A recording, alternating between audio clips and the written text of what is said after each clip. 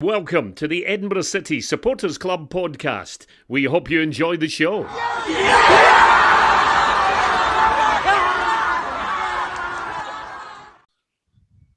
Well, hello everybody and welcome to the latest edition of the very unofficial Edinburgh City Supporters Club podcast. As always, I am your hostess with the mostess, the Right Reverend Bobby Love, and he's accompanied, as always, with Mr. Rooney, Citizen Neal. How are we doing today? Very good. Very hungover. Very hungover. What kind of professionalism is that? Happens when you're at a wedding, so the bar shut, and it was like, oh, the bar's shut, and then it was like, but there's a fire pit. I was like, does that mean there'll be alcohol? Like, just sit down, somebody will give you a drink. So, yeah, I was banging. I don't know if anybody knows Coulston House, but it was down there. So I didn't have a room. I did have a room. I didn't have it, and I got one. So there was like a wee house out itself. There was people up the stair, and then there was one bedroom down the stair. So I found it during the day. I knew where it was going. Goes back 20 to 1 in the morning because I looked. I tried to phone my mate. He couldn't get a signal either. I thought I was going to have to sleep outside the field with the cows or something like that. But it was that bad. I'm banging on the door at 20 to 2 in the morning trying to get in. And somebody come down and was like, Neal, sorry, I totally forgot about you. I'm like, thanks very much. Hi, cheers. Anyway, went past it.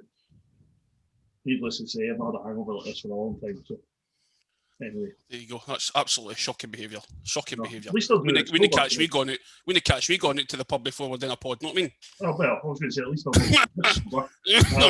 As I like to drink. At least you could have woke up next to a queue. It might be nice. Well, anyway. Never know. After that rather nonsense interlude, listeners, I can now introduce you to the man himself who loves a moan, Mr. Monks, Ali Moncrief. How we doing? Yeah, grand. Well, it's just been 1-year-old birthday parties for me today, so this is my first drink of the day, as you could possibly imagine. So much deserved, actually, I should say. I imagine. Aye. Well, right, listeners. I do believe that's us now in double figures. This is number 10, podcast number 10. We've done well to survive 10. We've not been taken off air or anything like that. Nothing libelous so far. So thanks everybody for keeping with us.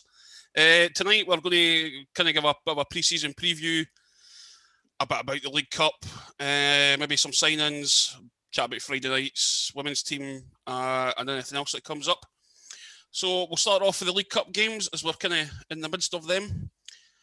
First game was a 1-0 loss at home to Hamilton. I wasn't there. I didn't see the game. I was sunning myself at Armadale watching the Speedway. You guys watched it.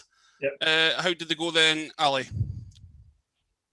Yeah, so I was actually at the game, which was good. So my first time watching a proper game of football since I think it was a 0-0 draw with Brecon actually, and it was one of the worst games I've ever seen in my entire life. So it was better than that. So I think first things first, good to be back in the football. Things seem to go pretty smoothly in terms of getting to the stadium, all fine.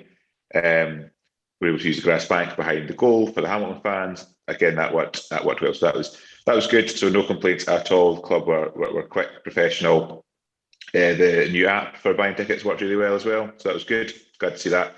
Glad to see that up and running. So the fan base app seems really good. So no complaints there. No complaints there whatsoever. Went to the game and it was saying to, I believe it was the first time in a long time, watched an Edinburgh City team where I was like, well, I barely know 5 or 6 of the players. We've had a really settled squad for a number of years now, certainly since kind of McDonough came in. But big turnover of players now, so wasn't really sure what to expect from a lot of the team. First half, Hamilton looked really good, really, really strong. It could have been 3 or 4 up, to be honest with you. They looked well ahead of us, physically much bigger, and kind of well set up. Everyone knows what Hamilton are like. I know they've been relegated, but their kind of model, it doesn't really change much in terms of how the team play. They're an effective team. But second half, when Hamilton started to tire, I think that was actually their first game. I don't think they actually played any pre-season stuff. They're just used in the League Cup as pre-season, so it wasn't many minutes in their guys' legs. We actually played really well. We played some really, really nice stuff. Good football. it was attacking some real pace, some real width. We kind of, we were able to stretch the game and started then to create some chances as well. We got guys in forward positions, which was good. I think we lost the goal in the first half. It was when we were briefly down to 10 men, which was unfortunate. Bronski had to go off injured and we hadn't had a sub on in time. But the one, I suppose, as I text the group, when we had the injury to Bronski, it ended up with Danny Jardim going to right back, and I think that said everything about who the squad is at the moment. One of our best central midfielders, one of our best attacking players was playing at right full back. So obviously that was a concern. But I went away surprised at how much I'd enjoyed being at a game again. I'd forgotten how much I enjoyed it, I have to say, and just having a laugh, like just having daft conversations with the guys and just seeing folk. But I went away encouraged enough by the performance. It wasn't perfect by any stretch of the imagination, but there was enough there to think, actually, I can see what it's going to be a really different team. I think that's good, not just in terms of personnel, but in terms of the way they play. I think that's something we'll all have to. We've all been used to watching a team for a good few years now that has played a relatively, probably kind of a similar way. A lot of reliance on set pieces, pretty solid through the middle, don't overcommit, but are well organised, and with kind of with a goal threat often from set pieces, with a couple of creative players up there to try and make a difference as well. It's going to be really different than that. Much more pace, much more directness. We've got wingers, we've got players that like to run with the ball. The midfield is much more fluid, much more fluid. And against a tiring Hamilton side, it looked tremendous. It looked really, really good for that second half. Obviously, we're not going to play tired sides all the time. It'll be interesting to see how that goes. But it was, despite it being a 1-0 defeat, and despite it taking us until I think just about the last kick of the game to have an actual shot on target, which we should have scored from, I actually left feeling quite enthused about it. I thought actually there is something to build on here. So not a bad way to spend a Friday evening, all things considered. Aye, Rooney. I ended up watching it because the bowling was cancelled with the old COVID outbreak for our opponents, so I couldn't get into the ground, so I ended up watching the house. And a bit like Ali, I thought we played pretty well without really creating anything. I wasn't overly impressed with them. I thought the goalie should have probably saved their goal, which is probably going to be a big problem for me. He didn't look comfortable at all. At times, made a couple of decent saves, but he still didn't look comfortable at all. So I think he should have saved the Hamilton boys. He wasn't out quick enough for me. They should have been able to get it. So, but yeah, and then the boy, is it Shanley, come on and he misses that chance right at the end. But that was our best chance of the whole game, if our only shot on target. So yeah, played well for what we've got. Played really well, but it's a bit worrying. Aye, so there we are. Hamilton. I can't say anything about it because I never watched that. Never watched the highlights. There you go. Some fun, yeah. Anyway, right. Moving on, we had Ayr away on Tuesday. Was it Tuesday, Wednesday? Whatever day it was. A 3-0 walloping. We watched it on the stream. I thought we didn't play particularly well, to be honest. Looked maybe a bit short of bodies, apart from a couple of players. Callum Tappin, I'm particularly impressed. That pass he had in the second half is absolutely outstanding. I've been raving about it all week. It's just, his range of passing, even yesterday as well, man, it's absolutely ridiculous. But we didn't start well. We almost conceded after about 30 seconds. The score that was probably coming. Good fella, a couple of good saves, kept us in it a little bit. Going forward, we didn't have a huge amount. Didn't really get Danny Handling into the game. For some reason, the gaffer put Danny Jardim out to right wing, which I think we all know is he's wasted out there. And then since moving obviously back at the midfield, it looked a lot better. They just looked a far better team. I think it showed we were short of bodies. We watched it together, Rooney. What do you think? I could totally agree. They looked far better than Hamilton. far, far better than Hamilton. I mean, I've watched the goals again. The third goal's just like calamity. Everybody calamity Joe at the back and just nobody like taking control and putting their foot through it, apart from idols and all that jazz. So it's, again, it was a good test because there's only a couple of divisions above, so you think, let's see how good the guys are. But I don't know, it was strange to watch. It was quite disappointing to sit and watch, to be honest. More than my opinion changed dramatically from Hamilton to watching the air game. But like we're going to say it through the whole pod, really short. Something. Ali?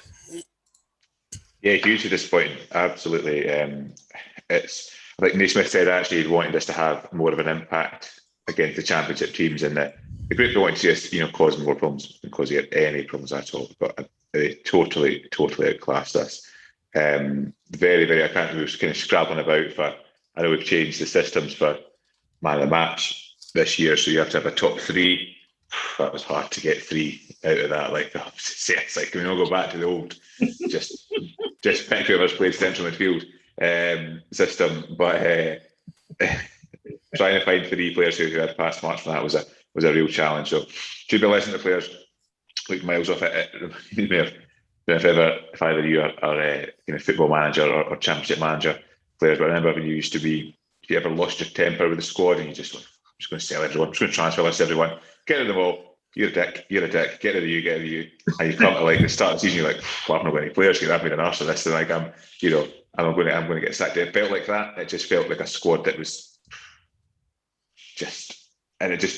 I think it'll be a challenge, and I know we're going to touch on this loads, but there's obviously huge disruptions to every squad throughout this coming season.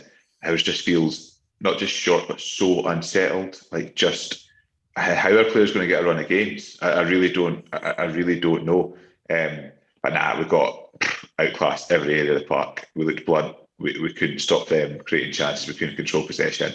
I don't think there's any positives to take from it. I really don't.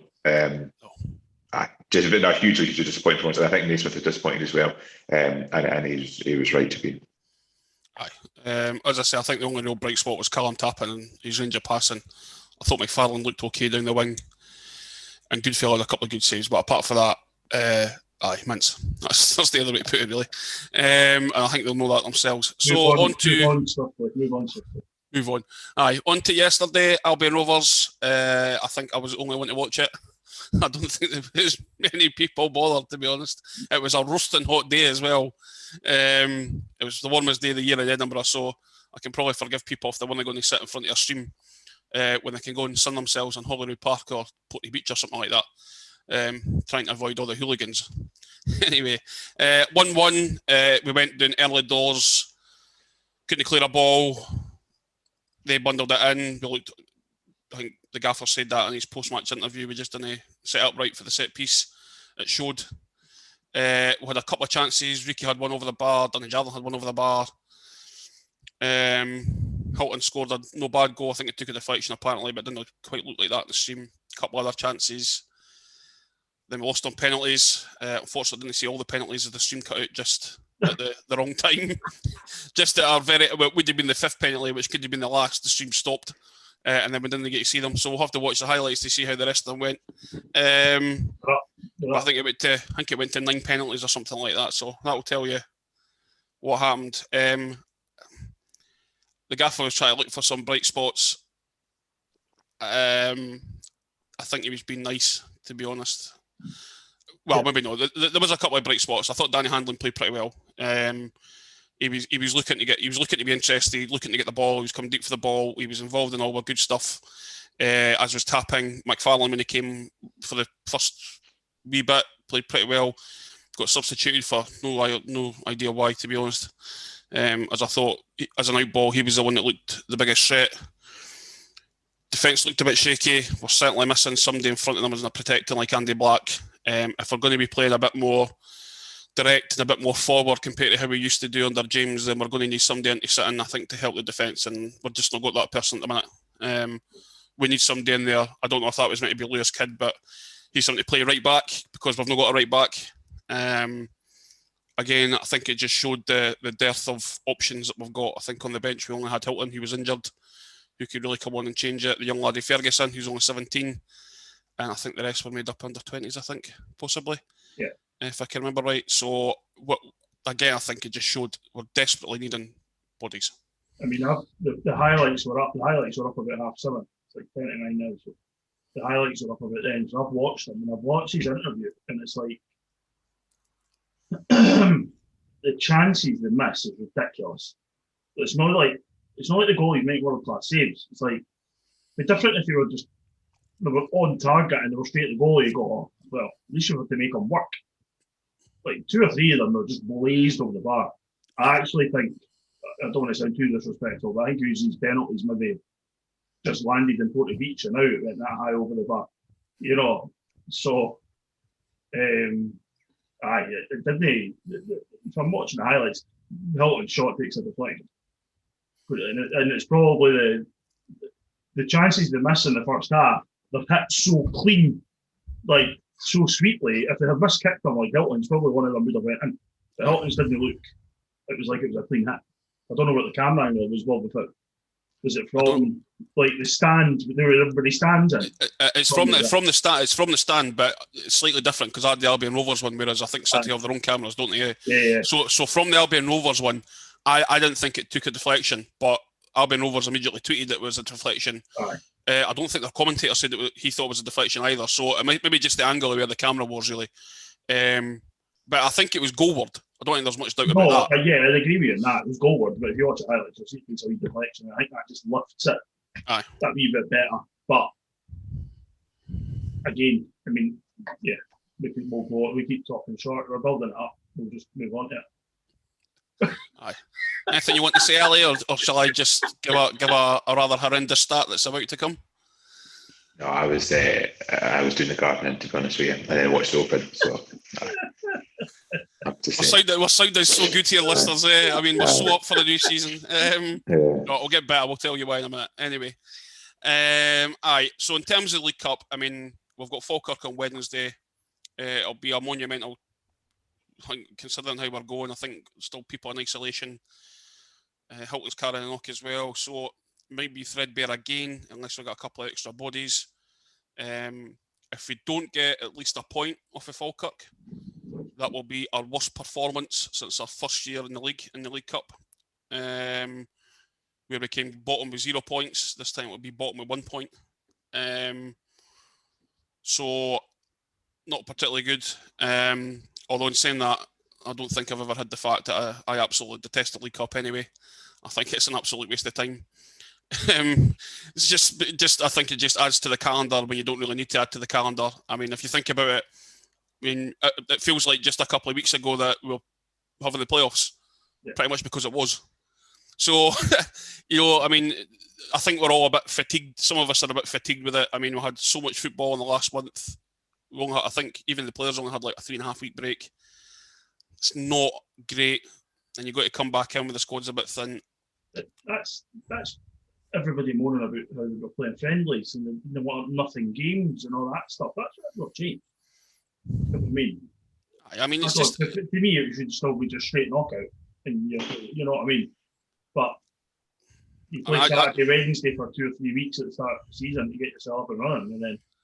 But I mean, I know it kind of brings a wee bit extra income at the club, and things like that. But I think sometimes it's maybe negligible. I just find it just adds to the calendar. We don't really need to add to the calendar. Yeah. We already play enough games. These guys are part time as well. It just adds to all that. So, aye, there we go. Ali?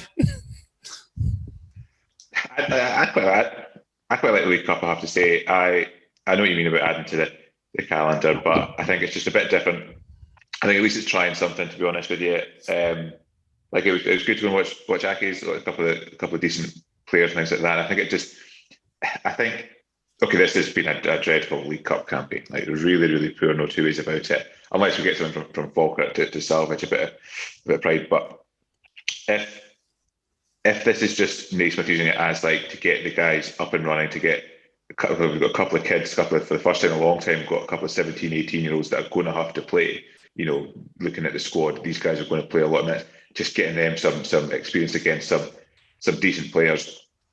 Some experienced guys are up against, Brian Easton, for example, was playing for Accies the other night. He's played at a good level, like real experienced pro. Getting guys like this, maybe that's what, if that comes out of it, I think that's the best it could possibly be for this League Cup campaign. Results-wise, been really poor.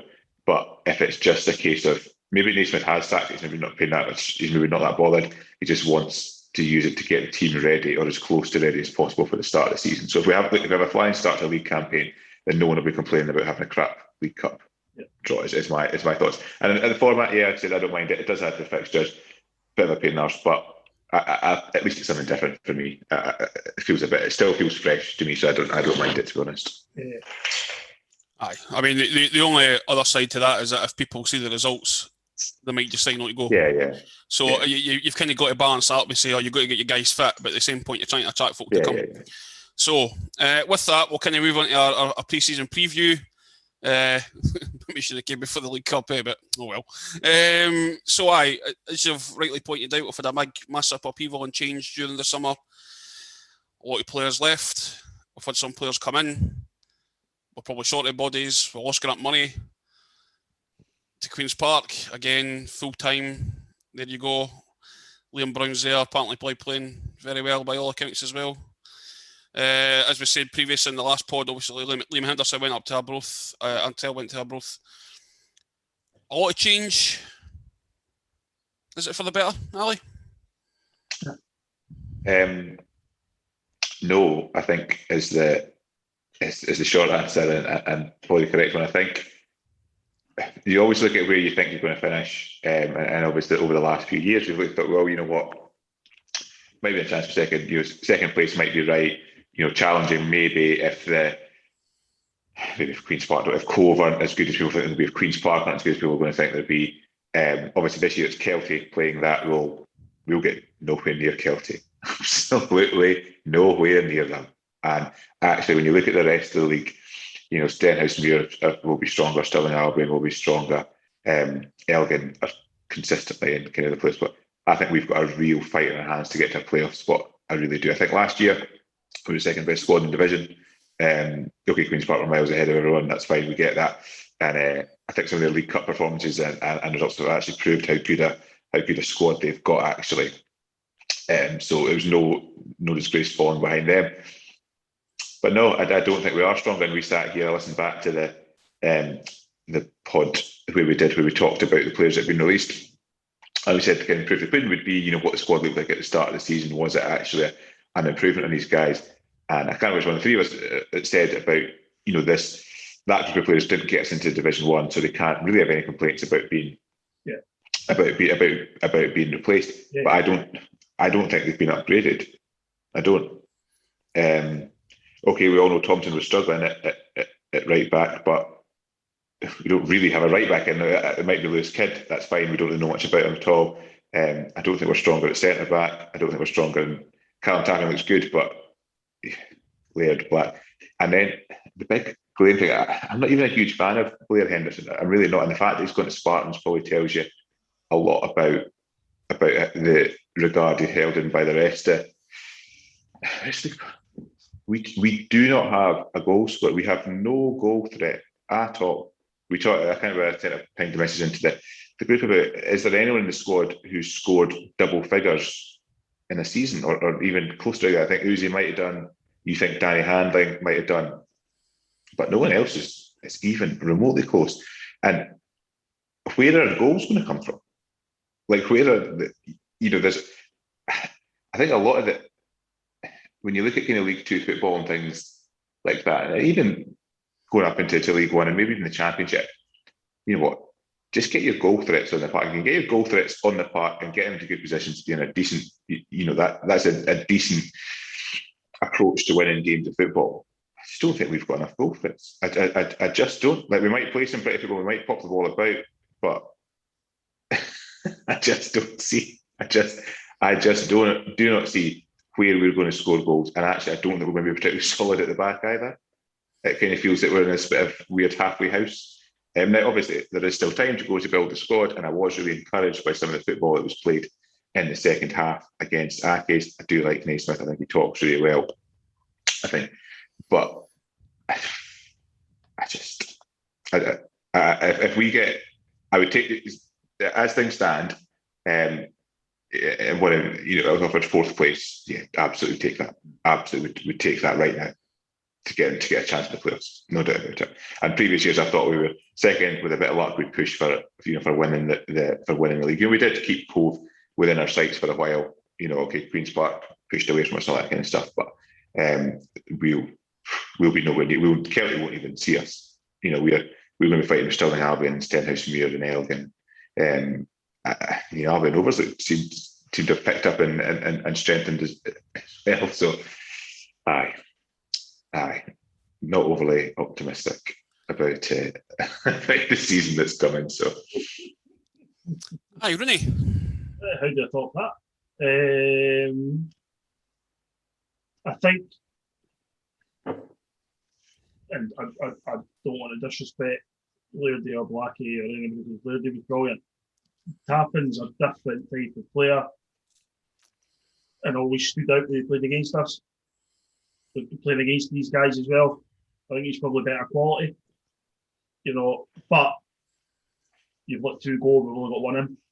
Like we're saying, whether a kid goes in to play in the middle, I think he would be in there, but he might end up playing right back because we've not got one. You're right about Thompson, we've not got a right back now. The way it's going, us three might be back on the bench again, like we said we would do last season. I'm not playing right back again. I've done that too many times. I've not got the pace anymore. I've not got the agility. The heading ability is not there because I can't jump anymore. It's not happening. So, Ali, you're the only one that's playing fives. You need it. McFarlane looks good. Hilton looks good. We signed two wingers. We jokingly said, well, James has maybe had to sit into a dark room because we signed two wingers. But you're right, though. They go for it. Gary got a great tune at Uzi at the tail end of the last season. Is he going to get that for a year or a whole year? No disrespecting the guy, but there's very, very few players on the planet that have a very, very high level of consistency week in, week out and don't have a different form through the course of the year. So they get taken out. Goalie. We went so long and Callum improved dramatically through his time. There's all been disappointed to see him go, which says a lot for the guy. It's good credit to the guy. I don't think the boy Goodsell's good enough. We signed a boy for Livingston, who's meant to be a number one on loan. We've not seen him yet at all. I know he'd missed the first couple of games, but we've not seen him yet. I thought he'd have been playing, yesterday and the next League Cup game to see how he goes. It's great to have Rab and Callum there, but centre halves. I mean, we signed a young guy. Is it Ricky? Who does look all right. To be fair, he's a young guy though, but he does look good. Hopefully he'll sit in with Hamilton playing well. It's a worry with signing Chris Kane again because it wasn't that great the first time. I'll say it, Bob. It's fine. You can sit on the fence. It wasn't that great the first time. You know what I mean? He'd done a decent job. You were like, but why have we really got him? It was there. He hardly played. And then when he did play a few games in the trot, I think he played with Conrad. When they played together, they looked all right, but you were still like, it's still not good enough to play all week in, week out. He's not pushing Liam and Conrad at the team. So I know it's only till Christmas, but it still doesn't sit right with me at all. Tappin's in there with Danny Jardine. I mean, the two of them will probably struggle to tackle off a stopper. It's you need somebody with a bit of steel. Even in modern day football, where Guardiola's team his philosophy and what they do with Johan Cruyff and the tiki-taka and everybody plays. You had Busquets, when you have Busquets can still go and tackle. Fernandinho still goes and tackles. All these guys can still go and tackle, but they can play. I don't think it's in Danny, or that's just how they are, but I don't think it's in Danny or Callum's makeup. If you're playing with A2 in the middle of the park, you can't play somebody in front of them, we're going to have to play somebody behind them. To let Callum go and play further up and dictate the game and play further up, and let Danny run and run in behind like he's good at. Like we've seen he's good at when he plays in the middle. But we need somebody up front. And whether boy Shanley's going to come in and do it, again, it's another lone guy. You're right about Blair. Blair was Marmite when he was banging goals and it looked great. And to be fair, when Gary came in last year, he got a tune out of him as well. So I think it's important to stay with Uzi as well, and I'm a big fan of Uzi.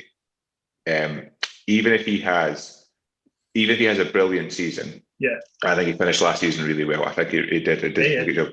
He's going to score max 15 goals. If he scores 15 goals, he's had that, and because it's just not his game. Like that's not his. No.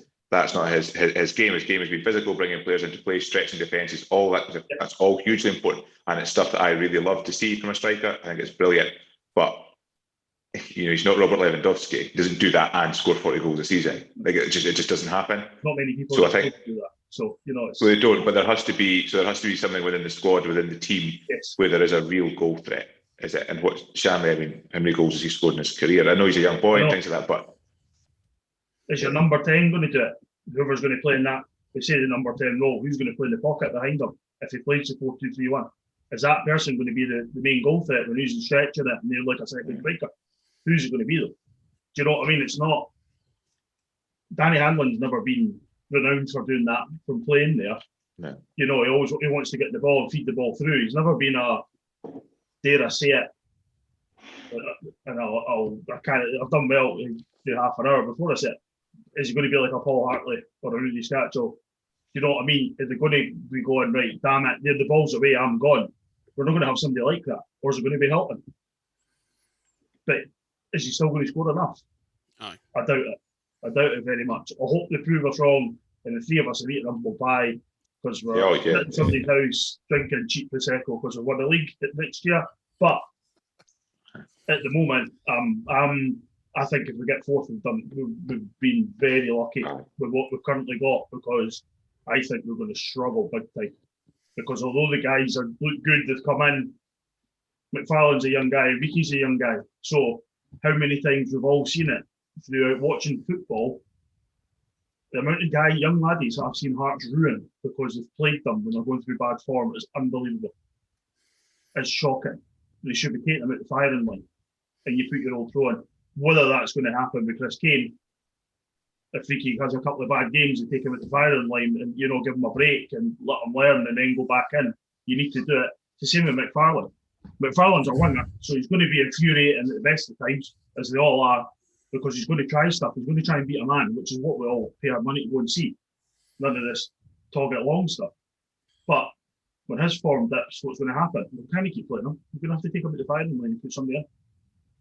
I don't think we've got it. You look at the amount of times me and Bob and I went in the 20s, it was sad to see Sam go. He never really played a lot last year. Would he have played a lot this year? I don't know. But you've not even seen a guy from the 20s coming out and going. Because there's a couple of young guys that played in the middle of the park. Like if they kept one of those guys and were playing on beside tapping and that, you're going, oh wait, well, at least these guys can play, or they can tackle, there's nothing like that. So I think I won't say the trap door's open, but there might be a wee, I think the padlock will be off it. And it could be a very, very slippery slope, unfortunately. I think you've rightly highlighted the lack of goals. I know Blair divides opinions sometimes, but you were guaranteed goals. Yeah. Regardless, it's all very well having mobile strikers, but you sometimes need a boy to put the ball in the back of the net. And well, Blair never really ran about. Sometimes he knew where the goal was. Gave him half a chance, and most of the time it was going to go in. And that's no slight on Uzi. Uzi is a different player. It's a different striker, as you pointed out, Ali. He does different things. The only part of the park at the minute I'm not overly concerned about is the left-hand side with Crane and McIntyre. They just do what they do. Much like you saw yesterday, that was the only part that they play well together. As long as that sticks, then we'll probably still get the best left side in the league. I don't think that's really much of a doubt. No. Tapping coming in, he's a wonderful player. I'm a huge fan. His passing is sublime. He can't do it all himself though. No. It's the same for Danny Handlin. We all think Danny plays better through the middle. Naismith had him on the left, he had him on the right, and he had him through the middle, and it just so happened his best game was yesterday when he was playing through the middle. I think there's going to be too much reliance on tap-in handling on the left-hand side to really do everything, and then hoping that Uzi can score some goals on top of that. Maybe a wee bit of Hilton as well. At the minute, we're short, and there's no question about it. What I don't get is that we released all these players. We released a lot of good players, but there seemed to be no discernible plan to replace them. You would expect if you're going to release such good players as we had, like Black and Laird, Calamanto, Blair, these type of guys, you would have ready-made replacements coming in. That doesn't seem to be the case at all. I agree with you. I do still think, and I don't know, I think we touched on this last time, I do think an element has done us all is because Grant Murray's left. Now, I'm not saying the whole recruitment job would be down to Grant Murray, because then we come into, as we've watched enough American sports, Bob, what is the director of football doing? Well, there is that, but you can't just blame it on one person going. There should have still been a plan in place.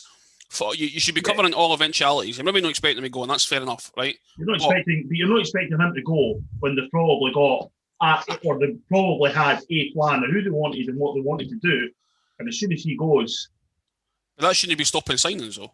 Well, it depends on who is going to go out and get them. Well, we surely have a list of targets and say, right, these are the people we want to go for. But it doesn't look like they've got that. That's what I'm trying to say. It just looks like, much like what our next topic is, that's coming on to, it just looked a bit haphazard, right? And I get there is an argument to say, like, we had these guys for a number of years, they never got us promoted. Maybe a change was needed. I get that point. To a point, you're maybe right. But then when you're seeing how it's developed so far, it's critical positions that we're missing. So we're missing an Andy Black to just like tap and do his thing, you know. We're missing a right back. And yeah, I think we all know that Tomo was probably off the pace eventually. But we're missing a right back, you know. We're missing a goal scorer. So it just looks like we've just let these guys go thinking, right, we need to do something, but no plan. Yeah. Now, I'm trying not to be so pessimistic, but I think even just talking around the core support over the last few weeks, there's a real malaise, is probably a good word to put. It's just a bit of a kind of about the new season coming, which we hope doesn't affect our change to our next topic of moving to Friday night football. The only thing I was going to say before we quickly jump into that is if the Lewis Toshney signing works out, then this might be a really different conversation in terms of steel and experience and ability, because if he is fit, and that's a huge question mark, he's miles above this level. Like I know when you said before when Conrad came in, like, let's get up like that, there's about Toshney's miles ahead of that, miles and miles ahead of that level. Yeah. But it's all on his knees and his fitness. If he comes in and is an inspirational player, probably at centre half, I would imagine. Yeah. Then you're actually starting to look at a really strong. Then the core actually looks a lot stronger if the goalkeeper works out from Livingston, if he gets a game. If Toshney is at centre half, you know, obviously you've got the left hand side there, but then you've got tapping in the middle, you've got Jardine running on. You're actually now thinking actually there is something there. So it can turn really quickly. I know we're all being quite pessimistic about that, but it's because so much change happened, and I think we expected more. We expected, you know, when we saw these players go, and we thought, well, that's because there's someone else in mind. That's an improvement, and that's fine. There's shooting the sentiment in football. If you can improve in a position, if you can improve in a manager, go do it. Like that's what it's all about. So we haven't seen that. However, I think Toshney kid looked good, and then the little glimpses I've seen of him, you know, I think he might play right back, and if he does play right back, that's fine. Looks like he might have good delivery, which is good. Some good set piece play. So it can all change really, really quickly. So we shouldn't batter Falkirk 3-0 on Wednesday night. But yeah, I think though. I mean, we've always said, when does the window shut? The end of August. So we've still got weeks to kind of replace it. We've still got weeks to bring bodies in. I just think when I think as well for a lot of people is that you're saying like Stenhouse Moore, who went out and said 25 bodies or something. You know, Kelty's made themselves stronger. Still and Albion have made themselves stronger. You know, there's a lot of signings. Albion Rovers, after watching yesterday, they're definitely a lot stronger than they were last year. Yeah. You know, you're just looking about and going, we've kind of been left kind of flat-footed. And I think part of that is because it doesn't look like a huge, massive plan to replace who we're getting rid of, really. And yeah, it could change. I hope it does. I mean, I hope it does. Toshney's a great signing, you know. I mean, some of these guys are great. Callum Tappin's a superb signing. You know, McFarlane looks like he could play a bit. But then again, the only thing I'm hoping is if we don't get any more bodies in, or is enough bodies, is you end up relying on too many players to do too many things. You know, Tappin in particular is going to be relied on a lot. And it's almost like when James used to say about Mark Laird, is this a team that can't play without Mark Laird when he's not playing or he's injured?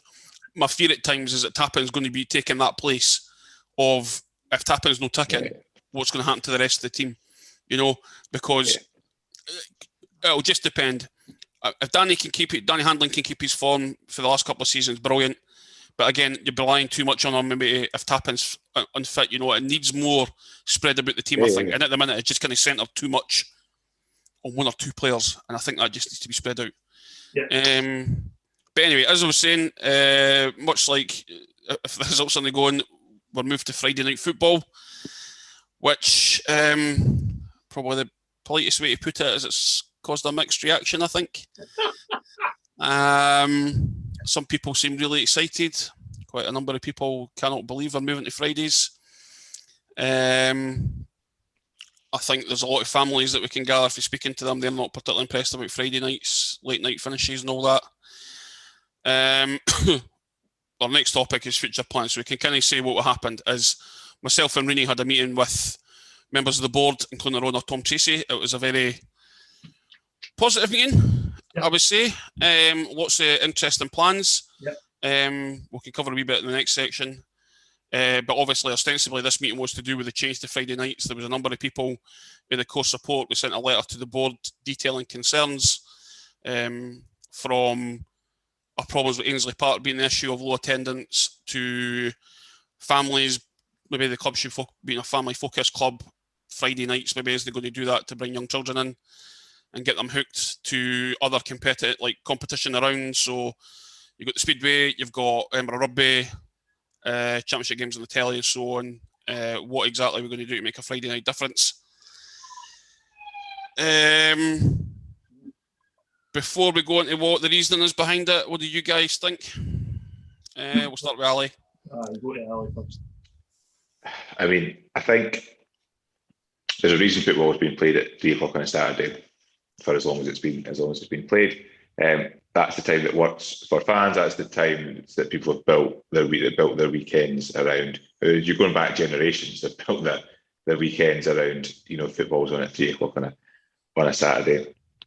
I think in terms of the principle of a Friday night, I'm not intrinsically opposed to it. I think, you know, I think but more as an occasional thing, a one-off thing, and also something that's accompanied. I think if you're going to do Friday night football, it's like, you know, when Sky do like their Monday night football, and it's a big Monday night's crap. No one wants to do anything on Monday night, but everyone gets up for Monday night football because it's a big event. You know, they have an hour pre-game, an hour post-game. It's all there. It's something. It's an event.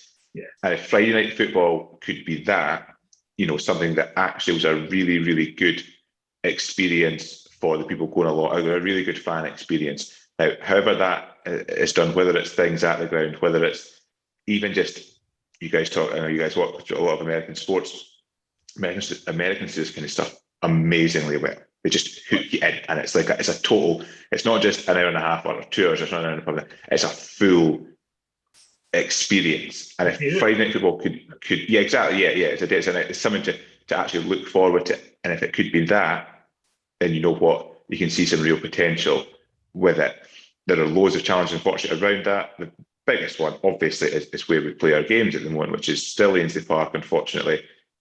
It's not a good place to watch football. It's not an easy place to get to. There's nothing around it. The club don't have any real control over, in fact, they don't have any control over what can be done in and around the footprint of the ground. So they can't really do that give it that kind of razzmatazz and all that kind of stuff that makes people talk about Friday night football for Edinburgh. So I think that's the big problem there, because I think it'll just end up you know what football's like? Football's crap sometimes going to games. It's dull and it's cold and it's pissing down with rain and stuff like that. Certainly is at Ainsley Park. It is at Ainsley Park. Like microclimate there. But you just kind of do it because there's not a good one and things like that. So that's enough to get you through. But when you're doing it every Friday night, any kind of novelty, I think, does probably wear off quite quickly, alongside the fact the club can't do anything to make it a big experience. It will work for some people who can go. It means they can go to the game. Great. For other people, it won't work. For me, 6-2-3 is actually my wee one. Goes to bed at 7, so I can drive along and I'm there and I'm back, and it's fine. I've got a weekend free. That's fine. But I know for others on this very podcast, it's not convenient. It just is what it is. I know the club are kind of in a bit of a bind with it. I don't think we're going to touch on Meadowbank really on this pod. There's much point on it, but I was surprised when it came out. I have to say, when the announcement came out, it wasn't what any of us expected, and especially here, it was Friday nights, the full season. Very difficult, I think from a sporting integrity point of view as well. I know it's a loaded phrase in Scottish football, just to be honest with you, but from a sporting integrity point of view, asking part-time teams in Elgin, for example, and Forfar and things like that, to come and play on a Friday night, I think is, I think you're on difficult ground there, if I'm honest with you. So maybe it's an advantage to us playing on that Friday night. Maybe our players will be more attuned to it, more used to it. Maybe come the end of the season, actually, there will be a big sporting advantage to us because the guys' bodies are tuned to playing on a Friday night, if you know what I mean. But on that, the majority of the teams in the league said that they were okay with it, so they're not obviously too concerned. But in terms of what you're saying about Razzmatazz, obviously we can't do the Ainsley Park. In our discussions the other week there is hopefully going to be a fan zone at Meadowbank. There's probably more to do at Meadowbank. It's a bigger space. Yeah. We're going to be the main tenant anyway, so I think we're getting a wee bit of leeway to try things. I don't think there's any doubt we need to try and attract people to games. Yeah. Our crowd has, let's not dress it up, our crowd has plummeted since going to Ainsley Park. I mean, we've lost a third of our crowd from moving to Meadowbank to Ainsley Park. The ground share obviously had its benefits, but in another respect, it's been impossible almost to grow the club, and we can see that through the. I mean, folk will go, well, there might be some folk saying Ainsley Park's not that bad, etc., etc. Well, the thing is, when we were at Meadowbank, we were averaging 450, and we almost went down straight away. Yet we ended up getting third, second, and our crowd dropped further each year. So that would indicate it's got nothing to do with the team and nothing to do with the football. It's where it's getting played. It doesn't really take much thinking to know what the problem is. I mean, as you say, it's not good to get to it. The sightlines are terrible. It's cold. Can't really stand behind a goal or anything. You're all crammed into that wee stand. I think, well, I've got my concerns, but we'll let Rooney jump in now before I detail my numerous concerns. Your concerns I get everybody's concerns. I think my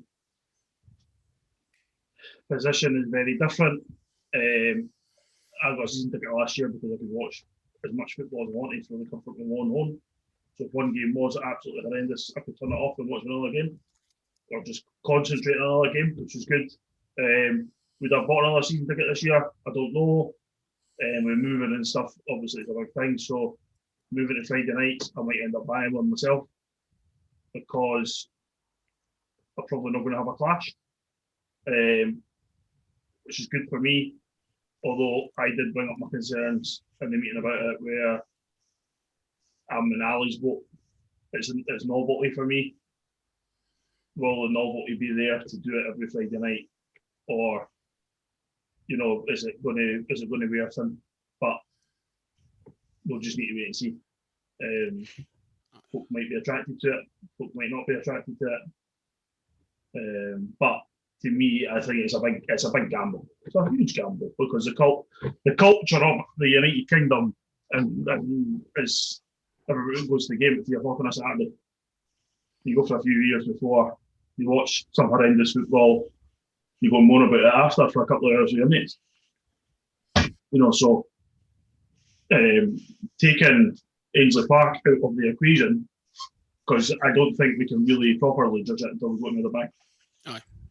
Because none of us will be going for a pint before we go to Ainsley Park, because it's a camel trek and a ferry to get there. By the time it takes us to get there in Edinburgh, I'd probably be quicker getting a ferry than bloody driving. But it'll be different when we go to Meadowbank, because we can all walk or meet in a local public house for a couple of light libations before it. So, my stance is very different, but I totally get why everybody's a bit. Because to me, I think if you could have got away with it, well, we found out, I need to watch what I'm saying, but subsequently you can't. But if you could do once a month, or you could do one every 5, or they could have had what did we say, 18 home games? If you could have maybe done 6 on a Friday night to see how it was, so you can gauge your attendance. But apparently that's not something. I mean, that's one of the unfortunate things. It had to be the whole season. I don't think I'm really breaking a merter by revealing that. We're obviously in a bind anyway, because we could only play on a Friday night at Ainsley Park anyway, because the Saturday slot that we had has been taken up by Lothian Thistle Vale. That's not really a secret either, so we can share that too if you don't already know. Again, I think my issue with Fridays is, I know, like a lot of people we spoke to, is the attraction of City was the fact that we're still a traditional team who played at Saturday at 3 o'clock. It didn't get shunted to a Saturday lunchtime for television, or a Sunday at 4 o'clock, or anything like that. It was still a Saturday 3 p.m. And if it was a midweek game, Wednesday 7:45, nice and simple. There you go, or Tuesday, whenever it may be. But that was attraction for a lot of people. I know some of our friends, and they're speaking to their friends as well. People interested in maybe coming, they were going to start taking their kids along. That's just wiped out now by Fridays, because they've got their kids into routine. Maybe go to bed at 8, 9 o'clock, 10 o'clock at the latest. Can't really do that if it's a Friday night. I think there's other ways we could have marketed the club. We don't do a lot with students in Edinburgh. I think, as I've said before, something like 55,000 students in Edinburgh at any one time. 80% of those in Edinburgh who come to Edinburgh to study want to stay in Edinburgh. Even 1% of that 80 is an extra 300 on the gate. That's a lot of fans for a team of our size. There's other marketing I don't think's ever really been done. Family, as I say, family focus is really where it should be. Try and get them hooked in before they go the Hearts or Hibs or other sports like Edinburgh Rugby or anything like that. So it's a big decision. I know why they've done it. I appreciate why they've done it. I know there's some people really excited by it, but I think the majority of people we spoke to aren't really that enthused. As it transpires until the Speedway season finishes, it's okay for me, depending if we get to the playoffs or not. But it's next year it'll come a bit difficult if we decide to keep it going, and then I'll have to make a choice about what I want to go and see. I'm not the only one in that boat. There's other people who've got other commitments on a Friday. Even for yourself, Rooney, if you're working late on a Friday, trying to get across town to get to a game is going to be difficult. You're not going to be the only one in that boat. There's a lot of like facets to this. Yeah. That I think not necessarily the club, but other people who are really excited by it haven't quite worked out and understanding why people are so against it. Really, you know what I mean? There is a multitude of issues that go along with Friday nights.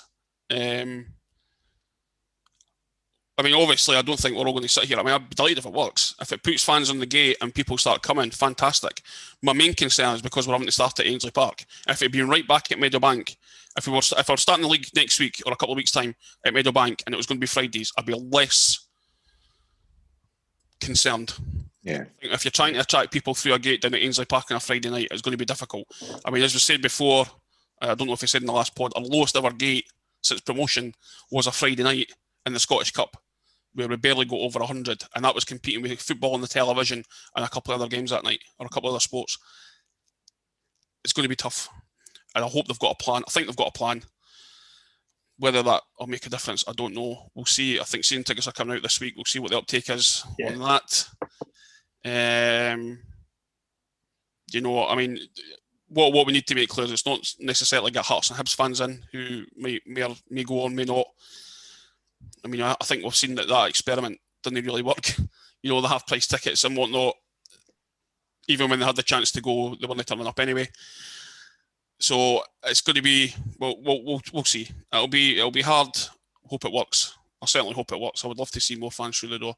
If you can get that 500 stand before we build a new one filled at Meadowbank every week, I'll be absolutely delighted. Absolutely delighted. But anyway, so there we go. That's Friday's. Oh, so drab, eh? Anyway, right, something a bit more optimistic. Future plans. Now we can't go too much into what the meeting was about until things got approved by the club. But as I say, me and Rooney had a pretty lengthy discussion with the owner and Chairman Brown and a couple of others.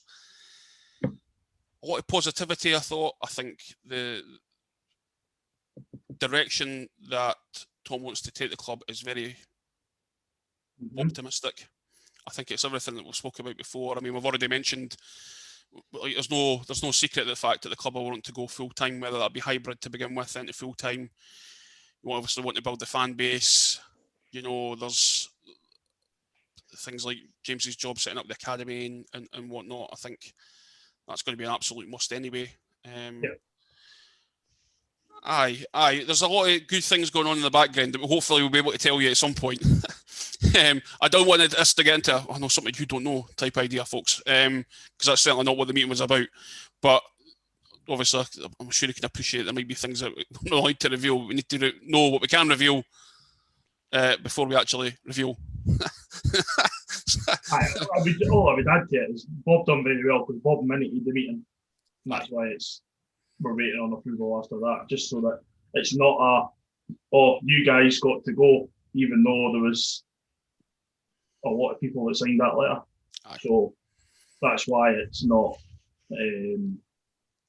for public consumption at the moment. But once that's revealed, then we'll go through it all point by point that we're allowed to go through. So I think there maybe be a pod on its own, but I think the direction of the club, I know there was some people obviously a bit concerned about the team or Friday nights or something. The direction of the club and where we want to go with the club is really positive. I don't think either of us came out that meeting thinking anything other than this is in the right hands. No. You know, this is going to sound maybe a bit silly, but I've got a feeling it's a bit like Fergus McCann. You know, come in, stabilise the club, grow the club, go. Almost. There's a little bit about that, you know, somebody with a clear plan about the direction of the club. Yeah. I was very impressed with Tom. Tom came across really, really well a couple of weeks ago. Aye, and so did everybody else, but we know everybody else. We know everybody else, but I think the main thing is that there's a lot of people who have shared with us that they don't know who the owner is, or what it looks like, and that if you like a degree of anonymity is fine. At least we can say we know him, we've met him. We're really positive after meeting him, so at least we can say we now know this is the owner and what direction the club's going, and it's certainly we were enthused certainly after that discussion. It was a proper open discussion. None of this trying to pull the wool over anybody's eyes. You know, that were like there was no holds barred at times. We did the miss at times. You could tell at times they were like, right, we'll take your point on board. So, you know, we went with both barrels in a constructive way. I think, and I think probably they appreciated it as much as we appreciated them being on it. So it was good. It was good. Yeah, apart from that's just last thing on Friday Night Football. Tom goes, so keep doing what you're doing, guys. Really enjoy the podcast. We're like, thanks very much. Callum's like, aye, really good, keep going. And then he's like, you'll both be at the game tomorrow. Bob goes, no, I'm at the Speedway. And then he looked at me and went, the bowling season's still on, we're playing in the cup tomorrow. So and the two of them just looked, everybody just looked at each other. Aye.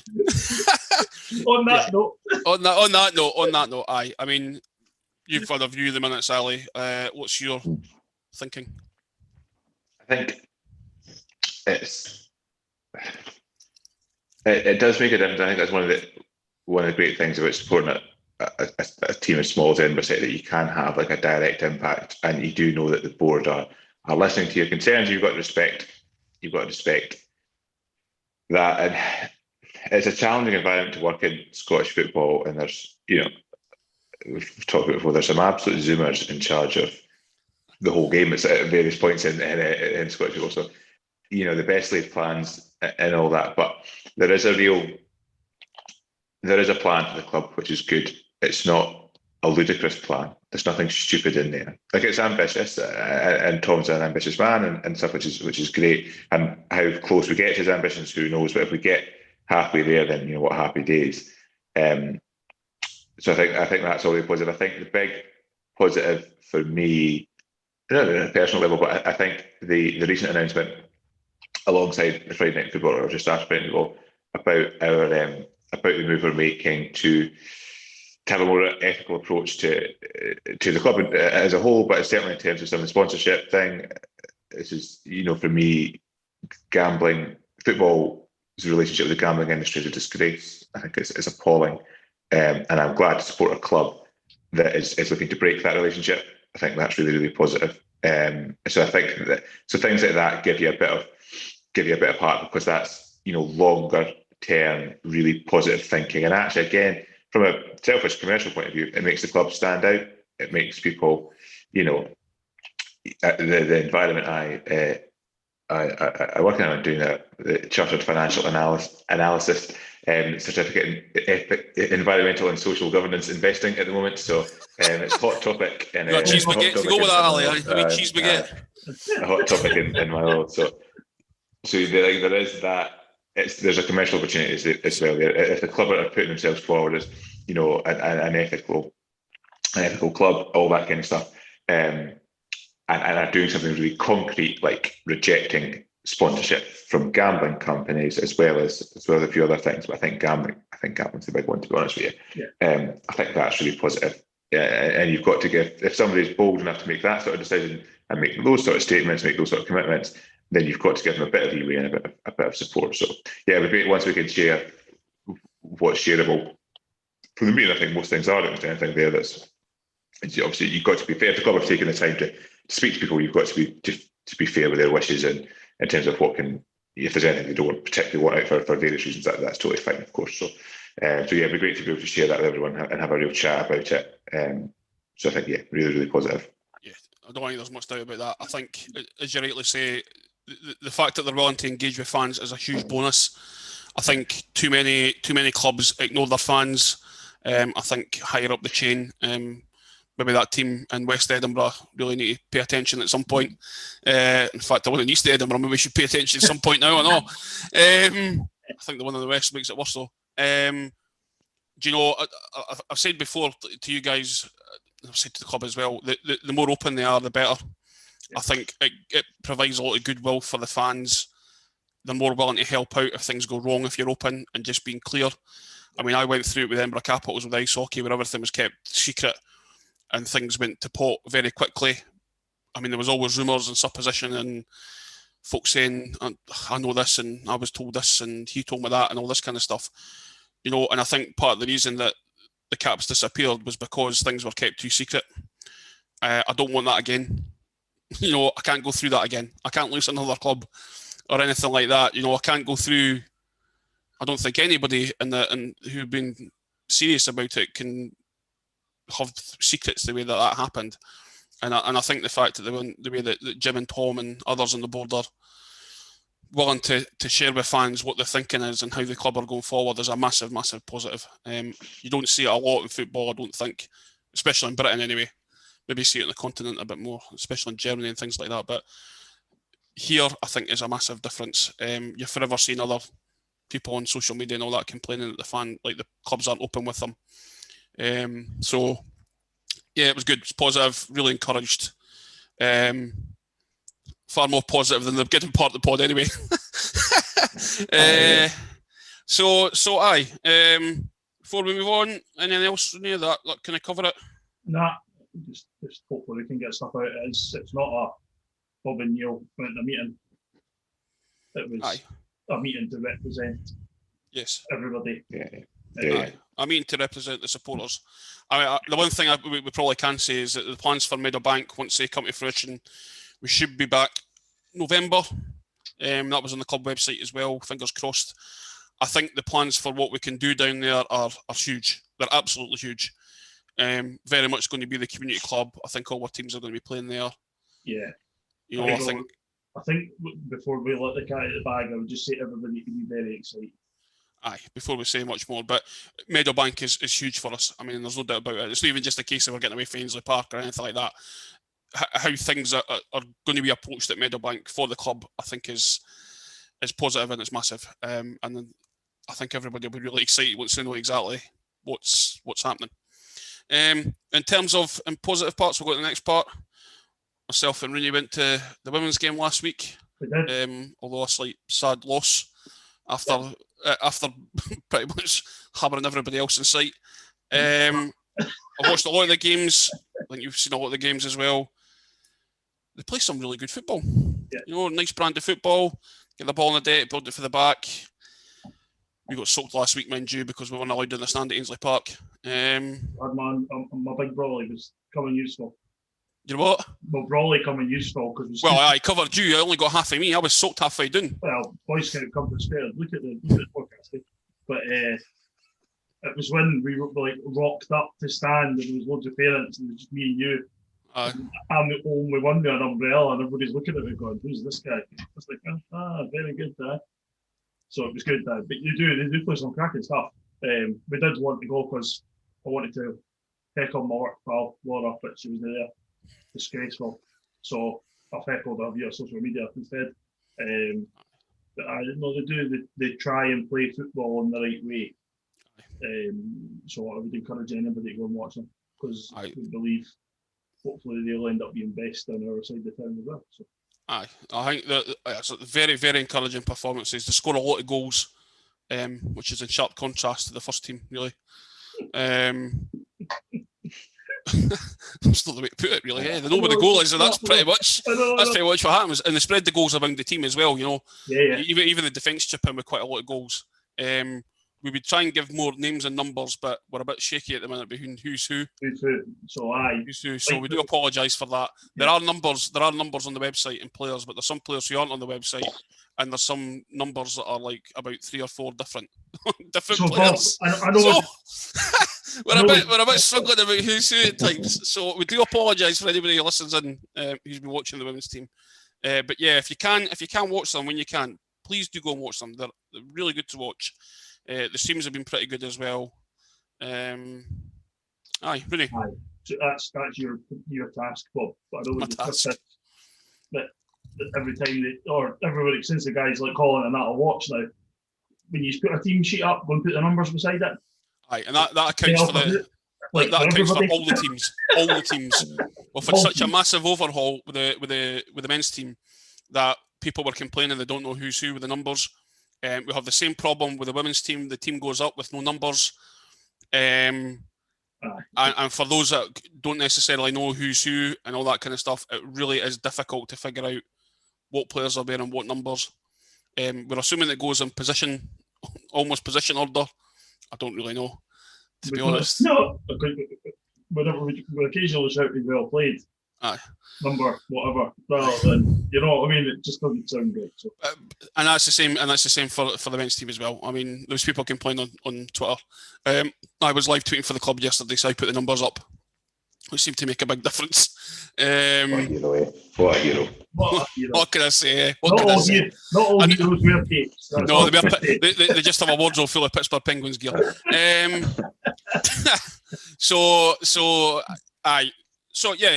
positive there. I think there's really encouraging signs with the women's team. If the teams have been playing in the friendlies or the teams that they've got in the league, I'd be very encouraged that they can do. Yeah, they can do very well in the league. It was what Rangers under 19s, but I don't think they play in the league. That was just a short friendly. I'll keep my comments about their opposition, but their coach was the shy coming on the pitch, was he? Oh, it was me. It was the first time I'm not keeping my comments. It's the first time I've watched one of that mob at any level, and there wasn't any dodgy songs, so it was quite refreshing. So I had to say it. And it was like, because I know how they had all the bother years ago when they had an old firm game, the under 20 game with the air or something. Riots. I was like, it's the first time I've watched one of this mob. No dodgy singing. Like, if you get used to this, I might even watch them in Europe and cheer up. Oh no. Yeah.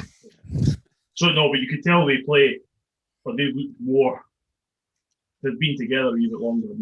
Aye. They were maybe a wee bit more full time sort of thing. You could tell at points, but again, they try to play the game the right way as well. Yeah, I think what you can say is encouraging about the team is that they've been affected quite badly by COVID and work, and sometimes they've only had like one player on the bench, but they're still scoring lots of goals and still like winning games. So that's a huge positive. That's a massive positive. So, aye, all encouraging. So if you can get yourselves down there to watch them as well, I believe our under-20s start in a few weeks. You can also go and give them support because I believe it's been a massive overhaul for under-20s. I had my spies telling me last night. But it's partly a good team still, so fingers crossed.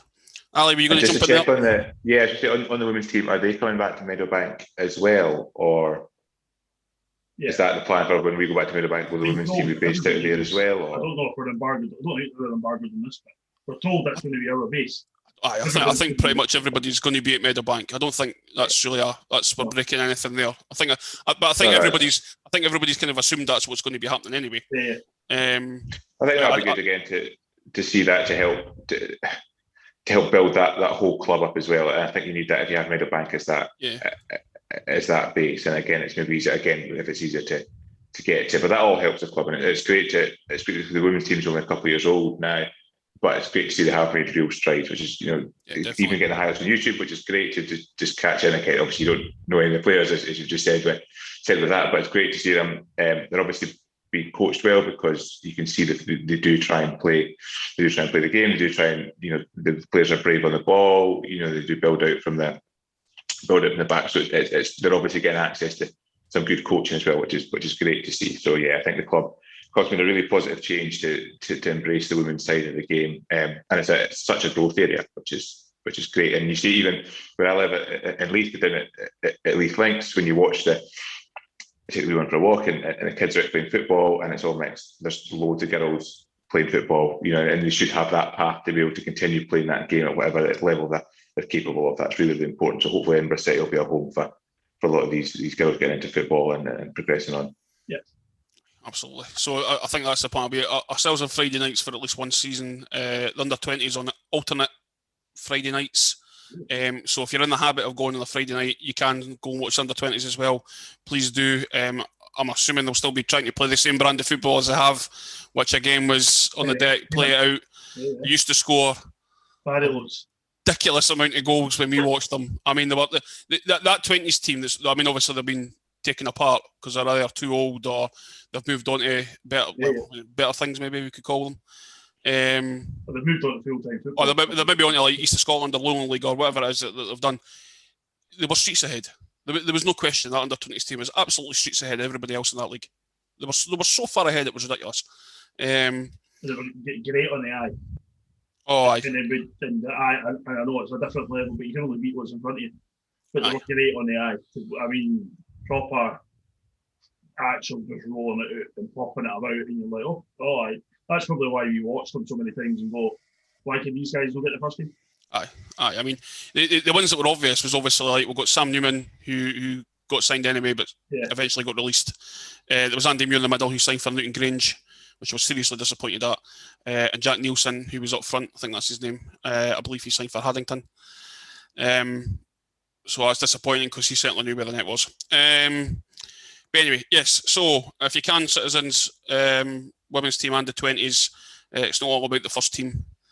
We do have a number of other teams, and many of them play pretty good football. Yeah. So with that, any moans, Mr. Monks? Well, I suppose I'd better start with an apology, because obviously someone who is very anti Old Firm Colts teams, old B teams, all that kind of nonsense.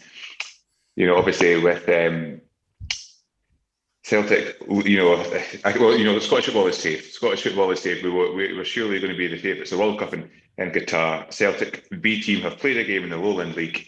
They've been beaten 2-1 by Bunrig Rose, and the goal scorer is an Irish under 21 international who's signed from Watford. Fuck me. That's it. Scottish football is safe. Thank you very much to the Old Firm. Tremendous. So there you go. What a lot of absolute nonsense. That by Boston Law, signed from Watford. Irish under 21 international. But hey, what a benefit to Scottish football, hey? What a benefit. It's just ridiculous. And you know what? They've been kicked out again for attempts to Trojan horse into the league. There has to be a time ban on these applications again. These attempts to shoehorn these B teams into the league. It's an absolute piece of nonsense. I'm not going to get it because I go into that all the time. So I'm going to leave it there. I've said my piece on Colts many times. But I suppose in terms of one, I just want to buy a season ticket. Where are the season tickets? Where are they? Like, why were they not released at the same time as Friday Night Football? If you want to make a buzz about it, Friday Night Football, and a kit as well. I've given the club, I've spent £12 for the Hampton Accies ticket. I've just spent £12 there for the Falkirk ticket. Like, I've got I just want to buy my season ticket. I just want to buy it. Like, I'll buy it via an app, that's fine. And I want the new top. I want to know what the new top looks like, and I want to buy it, and maybe the away one as well. I'm not buying the yellow one because it doesn't work for my skin tone and all that kind of stuff. But fucking hell, just why does the club not want my money? Like, just just please. Everyone else has got the season ticket out. Everyone else has the season tickets released. We know where we're playing. We know what's Friday night. Everything's going to be done via an app. Like, just fucking sell me a season ticket, man. I don't understand. I don't understand why we've not done it. It would have been the perfect time. It would have been either when we said Friday Night Football, here's a season ticket. You know, you could have a quick offer on. If you buy it in the next 2 weeks or whatever, you get a third offer, whatever it is, or you get a couple of kids go free type tickets to come up with it. Or when they released the stuff about the move to rejecting alcohol and tobacco and gambling sponsorship, and come and buy a season ticket, come and watch your community club, all this kind of stuff. We're just will they dribble out like next week at some point or the week after? I don't know. Just because I told this opportunity, I want to buy my season ticket. I'm going to buy one. I just do I have to go down there? Do I have to transfer Jim some cash or something? I don't know. I just want my season ticket and a top. Not even a hoodie. I don't even need a hoodie this time. I've got my hoodie. It's fine. I just want a season ticket, a home kit, and maybe an away kit. So there's, I don't know, 300 quid or something the club can have if we just give me a function to spend that money. Aye, we're in the same boat. I know there's a lot of people absolutely champing at the bit to get their season ticket. We're also in a position, myself and Rooney, about sponsorship monies, because we're hopefully going to be sponsoring. We're moving our sponsorship, obviously, because Andy Black is off to pastures new. We've got a certain person lined up who will remain anonymous. We're itching to get that out as well, so that's quite a lot of money between our season tickets and sponsorship. I think between us that'll be about £300-400. So aye, just get the season tickets out, man. Come on. Just to pick up on your Colt teams, I was delighted when the news came out about it getting patched again. There was a wonderful article for Jordan Campbell in The Athletic going through all the different scenarios, who rejected it and all this kind of stuff. I think he was clear saying that it really never really got past the first stage of the Premiership, never mind going lower down. So while some of the Championship, League 1 and League 2 teams tend to get a bit victimised about, it's just these part-time teams, what do they know? I don't think it would have got past them anyway, to be honest. But it's when it falls at the first hurdle, maybe I actually say it falls at the first hurdle. But and we said this in other quarters, the irony of our horrendous voting system when Aberdeen shat it all these years ago to change it, the irony of our voting system in Scotland is built for the Ugly Sisters, and it's absolutely destroying them just now because they can't get it past the Premier League to get the Colt teams in. I mean, see what the rest of the teams are going to do. I have no problem with Colt teams if they start right at the bottom. If everybody wanted a Colt team, I watched an article on Hearts wanting a reserve team. They're not going to get one, so they're going to have to organise friendlies. Put a Colt team in and put them in the East of Scotland League, or put them. If you have to go below that, put it in. Just put them in there.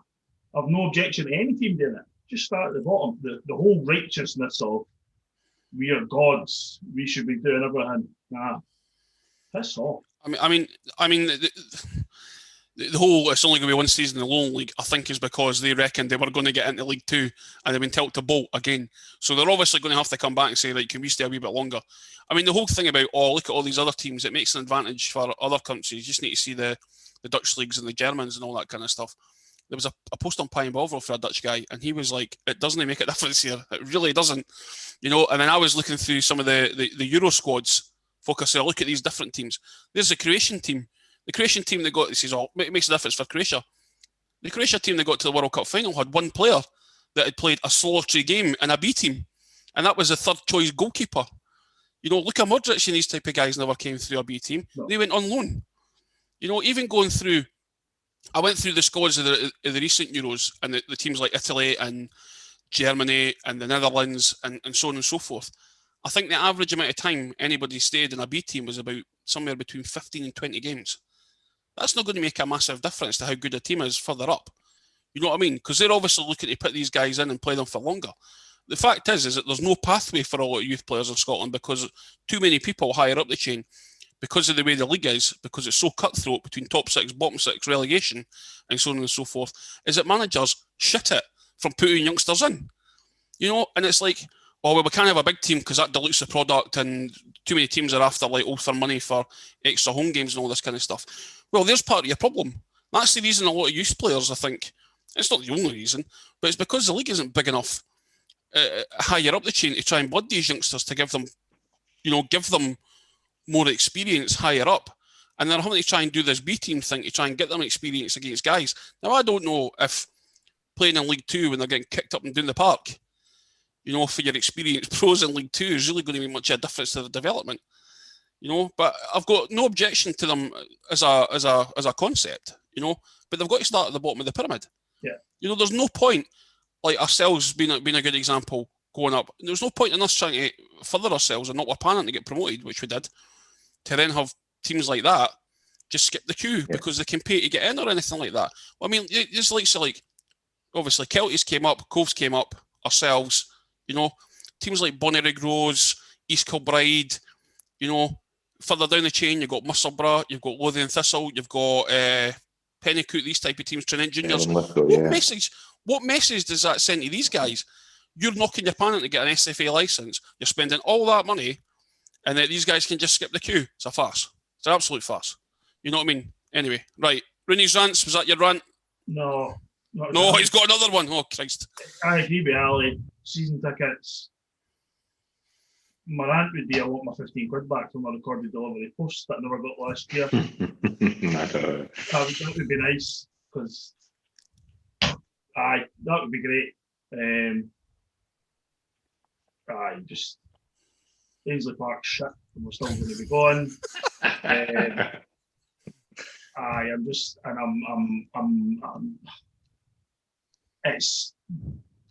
And I know we met the guys, and I know there's so much that goes on because we spoke to Jar Lumsden on numerous occasions about running a football club and how much you have to do and whatever to do.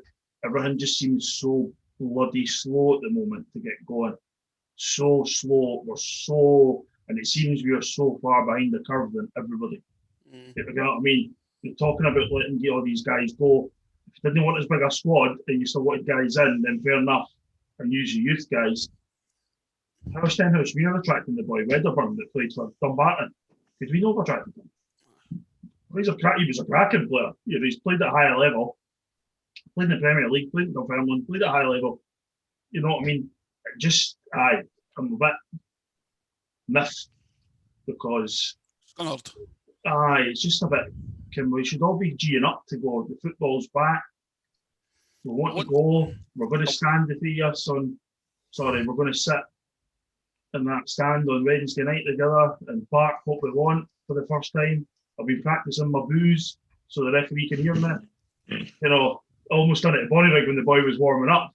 But then you were like, the boy was warming up, and I was like, boo. You never heard me, so obviously I'll be loud enough. Didn't help 3 or 4 of the guys behind us knew. So it must have been local, but. You should be like, let's go for it. And we're just like, nah, this could be grim. And the shirt stuff should have been out.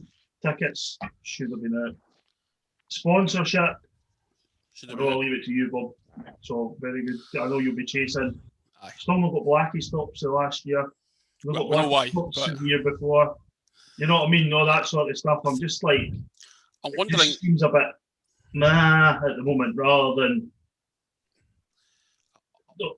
unorganised isn't the right term, because I don't believe the guys aren't working hard behind the scenes, but it just seems a bit pedestrian, is maybe the term. I'm wondering if part of the problem is because our season finished so late and it was such a quick turnaround to the new season, if I've kind of been caught just a bit short because of that. Whereas we'd normally have a wee bit extra, maybe 3 or 4 weeks. We only had 3.5 weeks to turn everything around, and that's kind of caused a bit of issue as well. And again, and we can touch on this when we go through the other stuff. Like, and Ali will know from working and from what we do in our world, and you'll have done it from when you've done your being in your world. Your plan A would have been get promoted, season tickets would have went up X, this would have happened, release date would have been this, we're starting here. Aye. Plan B is we're here where we are, season tickets are going to be X, blah, blah, blah. To me, it's usually daft. It's a process map. You've got one way or one, and you get to the point where it go yes or no. Are we in League One? No. So follow this one. Are we in League One? Yes. Go to this one. You know what I mean? I know it's making it very simplistic, but you think these things would have been running in parallel at the same time to go, we're ready to go. Aye. So I really disagree with that, to be honest. Aye. I mean, despite all my reservations about Fridays, I've got money burning in my pocket here for the season ticket. Exactly. You know? I know. It'll be my last. It's possibly my last as a student, depending if I get to do a PhD. Unless I would get to do a PhD. But this could be my last buy-in as a student. So I want to make sure I can get that concession ticket. 45-year-old, and this is going to be your last one as a student. 45 months. 45-year-old. Unbelievable. Seriously.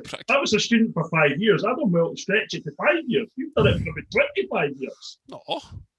It just so happened I took a different career path. That's all it is. That's all it is. It's a different career path. It's a thoroughly enjoyable career path too. Criminology is a fantastic subject. Yeah, I can believe nothing. I tell you what, there's nothing more interesting than learning about crime. You know what I mean? I did obviously my undergrad was criminology and law. Law was brilliant. I enjoyed that far more than I did. I had previously worked in court for Victim Support Scotland, so it was interesting. Law is fascinating. They just went so well together, and even now it's just just a fascinating subject. But no, it's not like CSI, right? I wouldn't be going out checking on bodies or anything like that. It's really the cause of crime and what causes crime and all that type of thing. It's more the theoretical behind what causes crime. You just sit in a room and write papers and look at a whiteboard and draw some stuff on it now and again and go, this might happen. Well, you get to go out and interview people and things like that. You get real world experience. The equivalent of what we would say in Ali and I's world is just the guys that look at spreadsheets. Nobody that actually does any of the work. Just look at the numbers and think, this was what could happen, but they don't actually deal with it in the front line. No, quite. You actually go out and listen to people's lived experiences. Okay. So you can go into things like prisons and all that kind of stuff and listen to what it's like to be in prison, or listen to victims of crime and all that kind of stuff. Yeah. I mean, my thesis last year was on victims of crime and offender rehabilitation. But so you get to see both sides of it. It's fascinating. It's interesting. No, that's got anything to do with football or Edinburgh City, but there's a wee introduction to my life anyway, listeners, if you didn't already know. Although if you do follow me on Twitter, it's my pinned tweet, so you would have had an idea anyway. Anyway, apart from that, anything else before I do the housekeeping? Are we all good? No, we're all right. It'd be nice to come on the next podcast and no moan as much as we have. Yes, indeed. To be honest, I was like, this is going to be really negative. I don't want it to be negative because I don't think we've ever, I mean, this is now our 10th. Of the previous 9, I don't think we've ever been really negative. It's kind of been difficult not to be today. So we'll try and be a bit cheerier next time, listeners. No, I think maybe crack some jokes. Chairman Jim did say he would come on, so we're now. Oh yes, he did. He did say it. We do have witnesses as well. Come on, once the league's kicked off. Yes, once the league kicked off. Because basically Bob held him over a barrel at that point in front of everybody, and he agreed. So it was minuted, so he's in. We'll try and get Laura on as well at some point from the women's team. Aye, so we're trying to get another maybe another couple of player interviews. As you say, we've hopefully got Laura coming on for the women's team. If you can go and ask, we've got there's a player I would like to get on soon. mainly to stop him fucking whinging on Twitter every week. So we can get him on, hopefully. So if he's listening, just be prepared. So anyway, right. You'll know who that is. So apart from that, a wee bit of housekeeping. If you want to join the supporters club, as we said before, DM us on Twitter or email us clubcitizens@yahoo.com. It's essentially all we need is your email. It's free to join. Essentially what it's going to be is it gives you hopefully priority for away buses if we do them. And it gives you a vote for the player of the year. Obviously we've moved to a new system of a 1-2-3. So it's like 3 points for first, 2 for second, 1 for third. It seems to be going okay so far. We've not had too many complaints yet. No surprising what position of the park seems to be getting dominant already. Although in saying that, Callum Crane's been in the vote twice. So, let's see, here you go. Ali, you don't. It's a democratic thing. It's not like everybody gets. It's a vote. Everybody gets a vote. All right, it's a vote. It's not a Bob Fallon dictatorship. No. It wasn't with Neal Rooney. If it was a Bob Fallon dictatorship, it would have been Andy Black, Sexy Rab, and Danny Handlin voting for like being the player of the year, whatever way you want to put it. But it never worked out like that. Other people have other things. So there you go. Right. Anyway, so if you want to join, DM us on Twitter, email us at clubcitizens@yahoo.com. Best way to get the vote, best way to hopefully get preference for away buses. If I give another plug to your friend Ash Wilson, his book has been reduced on the Kindle store. That's Good Citizen, Bad Citizen. It's £5. Currently has a half price discount on the Google Play Books. The discount code is, I think if I remember right, is Medabank capital M 2021. We do have a tweet out about it, so just double check on that. All information is you'll find us on our Twitter at Club Citizens. You'll see us around the ground. We also have a page in the programme now, so thank you very much, Alec. So we'll try and whatever picture he decides to take this week, it'll be less than flattering as per. Looking at my watch strap, he does it deliberately. He absolutely picks it. So like maybe we should just pull a face to see if he puts that in the programme. We should do a 1, 2, 3 and then we can all thumbs up and smile. All right. So 1, 2, 3. There we go. He won't pick that. He'll not. He'll probably pick it when I was like this or something. So he's like, I'm turning looking away from the screen. But anyway, yes, if you can as well, citizens, please do buy the programme. It is a fantastic programme. 60 pages of quality. Great photos for Tommy Lee. Also check out his pitch side camera highlights. They give a good alternative to the main highlights. And you get to hear everything that's going on in the picture as well, usually. That'd be nice. Last year. That'd be nice on Wednesday as well. Just can you still buy a physical programme? I think you can. They're certainly advertising it for the shop in Bathgate that sells them, so I'm assuming we can. That'd be nice. So apart from that, is there anything else, gents? Is that us? Pretty much spilled our guts. No, I think that'll do for me. Obviously, should all be there on Wednesday for the for the final game linked up. So yeah, we good again. Like I said, enjoyed being there on Friday. Good to be there on Wednesday as well. So at least we're back in football grounds, and it does seem that we're going to be able to do that. But yeah, fingers crossed. Well, certainly in Scotland anyway, the cases are going in the right direction. Yeah. So fingers crossed. I mean, I believe we're getting a bigger capacity for Wednesday as well. Yeah, 700 I think. So. Yeah, 700 we're getting, which is more than double what we had the first game, which means there's obviously going to be more people on the stand as well, which is good. Because the restrictions have changed as well. Level 0. We're on 0 now, so level 0 in 2 hours' time. Yeah, in 2 hours' time. Did the pubs start? Can the pubs open until midnight now? Or no? Oh, that's next week. Oh no, it's for Monday. It's Monday. See, that's terrible. But we're a club who's doing ethical promotion and all that kind of stuff. And we're all like, Ali's sitting there scooping a beer, and we're talking about being hungover. That's a good point. Shocking. But I'm not being sponsored by Angelo Paretti Italian or whatever it was. I picked up from Tesco earlier, so not an ad. Oh dear. Anyway, other beers are available. Should you wish to have a really tasty one, we recommend the Belfield Brewery. Anyway, you'll find them online. Good range, gluten-free. Feel great in the morning. Yeah. Anyway, right. we're going to not do that again. We're going to have to get in line with the club. Anyway, yeah, so see you on Wednesday. If anybody wants to join the sports club, if you want to see us at Wednesday rather than emailing us, please do. So with that, it is a good night from Mr. Rooney. Good night. Stay safe, folks. A goodbye from Mr. Moncrief. Cheerio, everyone. And it's a goodbye from me, the Right Rev. Goodbye.